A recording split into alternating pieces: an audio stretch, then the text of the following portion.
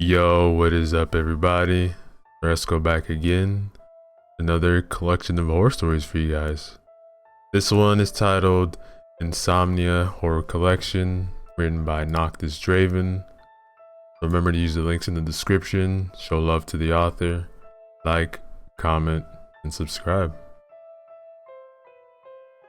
Story 1, Officer Parnell.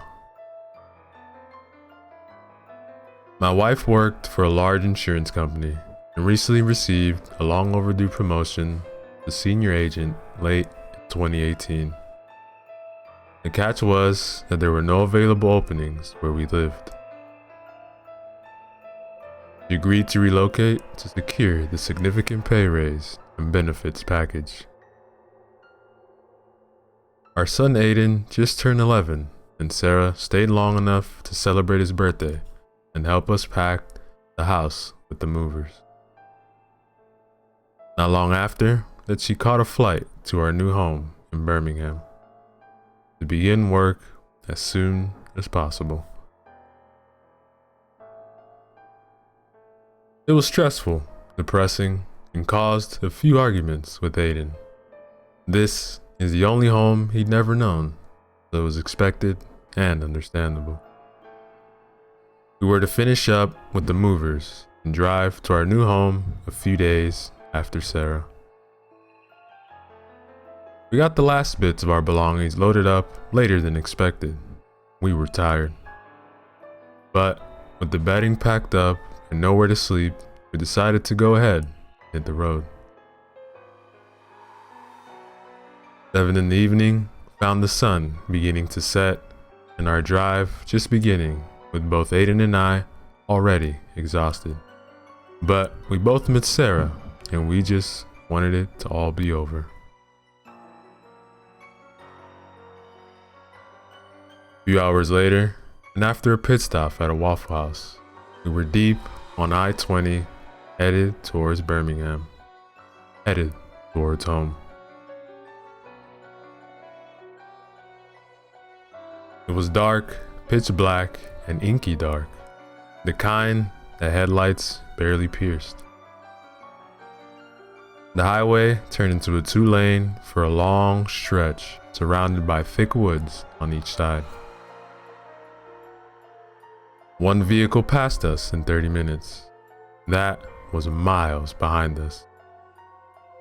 I'm not saying we were dead alone out here on this road in the woods, but if anyone was around, we damn sure couldn't see them. The road started winding a bit in various places, but with no one around and Aiden asleep, I just used both lanes so that I could handle the turns without decreasing speed. In all honesty, I was sleepy myself, but the GPS said we were under a couple hours away from our destination, so I would speed up every chance I got.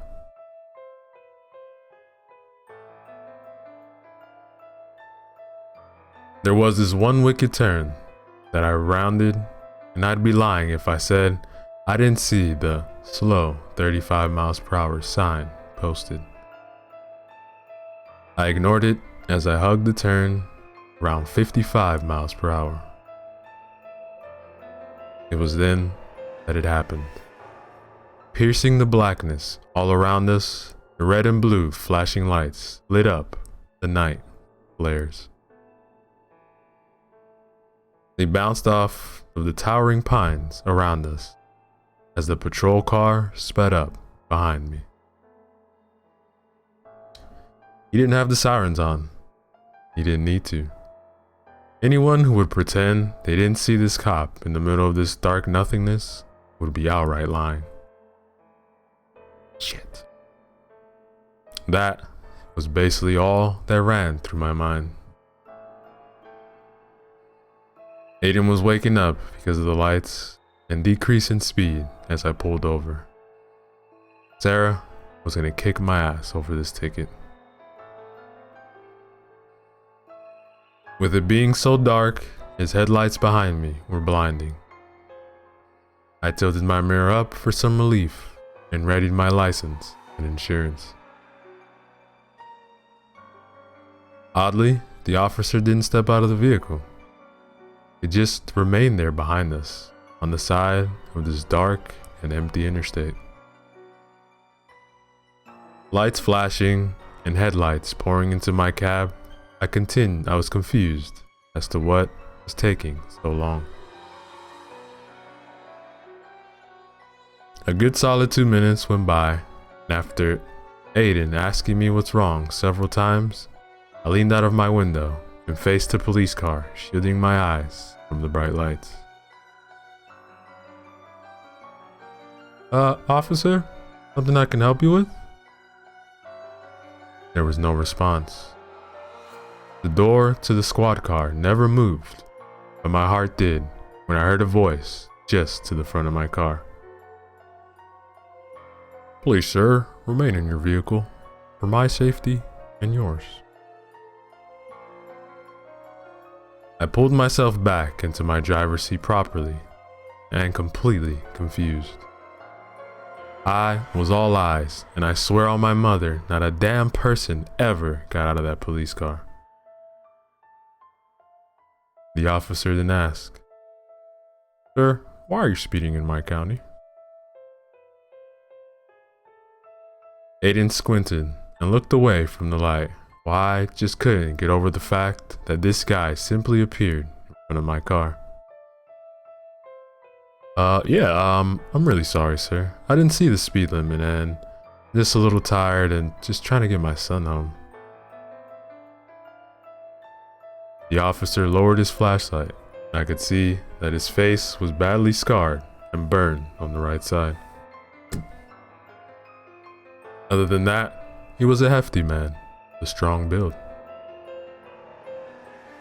Not sure exactly where I was, but I looked at his shoulder patch, and it said, City of Brookwood Police, Officer Parnell. Alright, hang tight, boss. I'm gonna get right back with you, Officer Parnell said, as he took my documents and began walking to his squad car. I looked over at Aiden, who was shaking his head at me.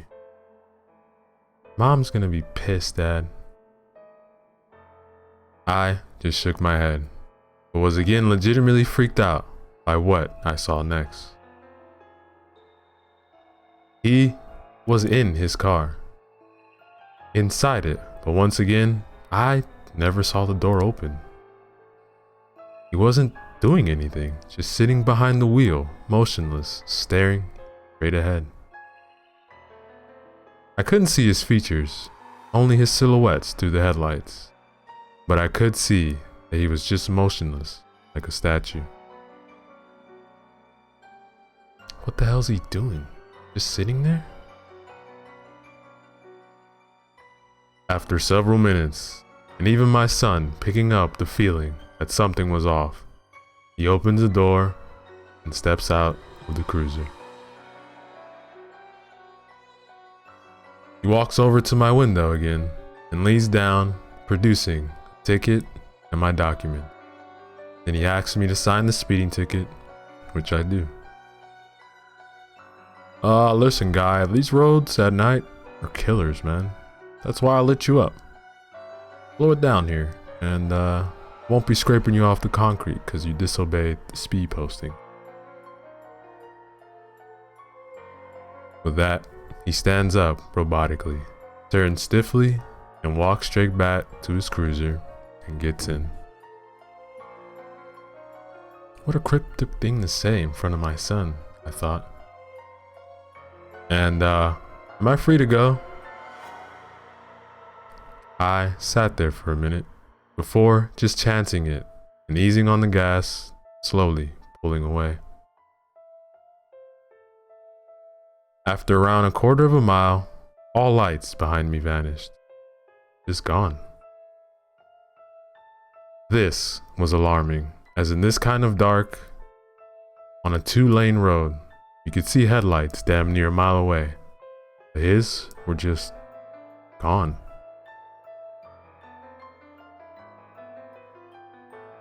I dismissed it and blamed the weird happenings on the dark stress of the move, and lack of sleep. But deep down, I knew what I saw. So did Aiden. We made it to Birmingham and collapsed on beds with no sheets to sleep while we could. Next evening, I decided to take Aiden and drive to the address on the ticket Officer Parnell issued me for speeding. I wanted to pay it and have it over before Sarah found out, and Brookwood was where I had to go. After an hour and a half, I arrived in a very small town, made my way to the courthouse that doubled as a police substation.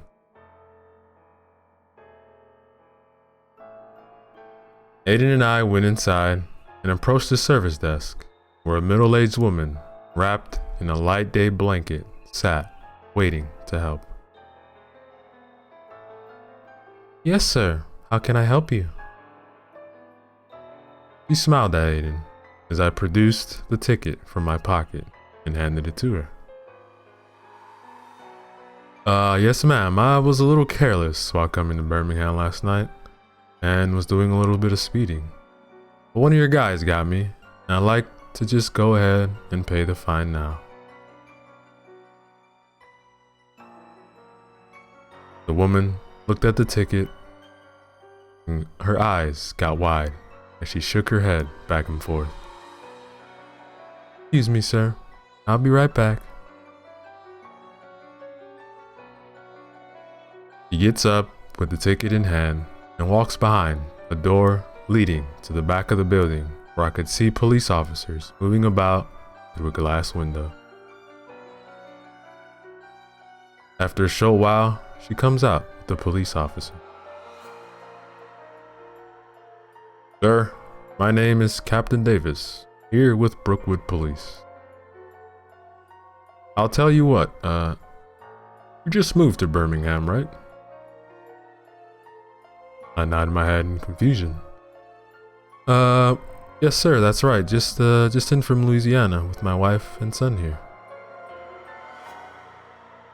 "Well, I'd hate to add another expense onto your family with all the moving. So tell you what, we're gonna treat this as a warning, and you folks just go on with your move." I was completely dumbfounded. I didn't understand a bit, but I wasn't about to argue with the man letting me off the hook. Okay sir, thank you very much." The captain nodded and proceeded to crumple up the ticket as I turned and walked away. As I approached my son to get him and head for my car before things got any weirder, Aiden stops me. "Dad? Dad!" I walk over and he points to the bulletin board. My heart felt like it would explode as I read it and looked at the pictures. It was a picture of Officer Parnell on a memorial for fallen officers. There was no mistaking his build and the scars on his face. It read, "Officer Jesse Parnell, an Iraq war veteran who was injured by an IED blast in 2004, served the city of Brookwood with honor and distinction till his tragic death in a late-night traffic accident on I-20 on August 2014. He is remembered by his mother, fiance, and daughter. Heaven is a little safer with your presence, Officer Parnell." I felt sick to my stomach. I grabbed Aiden and almost jogged to the car. We drove back to Birmingham, making sure to obey the speed limit. I didn't want to get pulled over again. Ever. Now, ladies and gentlemen,